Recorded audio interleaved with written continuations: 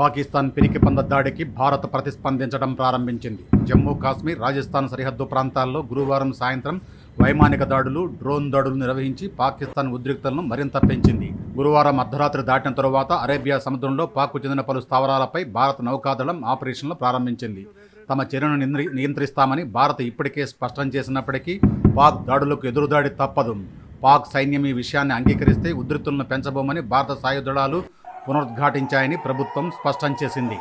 ఇస్లామాబాద్నే కాకుండా రావల్పిండి, పెషావర్, లాహోర్లో కూడా పాక్ దాడులకు భారత్ బదులిచ్చింది.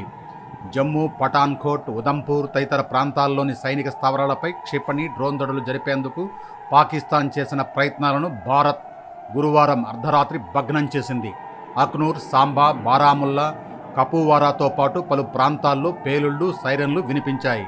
పాక్ సరిహద్దు వెంబడి భారత సైన్యం రాత్రివేళ పెద్ద ఎత్తున ఎయిర్ అలర్ట్ ఆపరేషన్ చేపట్టింది. భారత్కు చెందిన S-400 సహా అన్ని గగనతల రక్షణ వ్యవస్థలు గాలిలో పాక్ క్షిపణులు, డ్రోన్లను హతమార్చాయి.